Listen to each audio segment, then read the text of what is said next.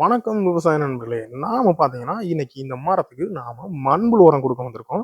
இங்க நல்லா பாருங்க. ஃபர்ஸ்ட்டு கீழ இருக்கிற களைச்செடிகள் எல்லாத்தையுமே நாம பறிச்சு ஒரு ஓரமா போட்டாச்சுங்க. இந்த களைச்செடிகள் எல்லாம் பறிச்சு போட்டதுக்கப்புறம், ஒரு குறிப்பிட்ட அதாவது ஒரு 1 1/2 அடி கேப்ல இங்க பாருங்க.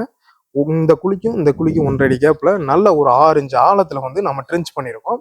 ட்ரென்ச் பண்ணி, அதுல வந்து நாம மண்புழு உரத்த குடுக்க போறோம். ஏன் இப்படி குடுக்கணும் அப்படின்னா, அந்த சத்துக்கள வந்து நேரடியாவே வேர் வந்து உரமா எடுத்துக்கும். அதுக்காக தான் நாம இந்த மாரி ட்ரிஞ்ச் பண்ணி இந்த முறையில குடுக்குறோம்.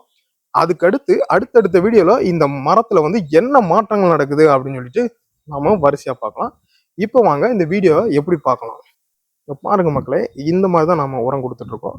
அந்த நாம தோண்டி வச்ச ஒவ்வொரு குழிக்கும் நாம சரியான அளவு மண்புழு உரம் குடுத்துட்டு இருக்கோம். அதாவது ஒரு மரத்துக்கு வந்து பார்த்தீங்கன்னா 4 கிலோ வீதம் நாம மண்புழு உரம் குடுத்துட்டு இருக்கோம். உங்க தோட்டத்துக்கும் நீங்க மண்புழு உரம் குடுக்குறீங்க அப்படின்னா, கமெண்ட்ல எந்த முறையில மண்புழு உரம் குடுக்குறீங்க அப்படின்னு சொல்லி கமெண்ட் பண்ணுங்க. இல்ல உங்க தோட்டத்துக்கு உரம் குடுக்கணும் அப்படின்னா, நம்மள ஃபாலோ பண்ணுங்க. நன்றி, வணக்கம்.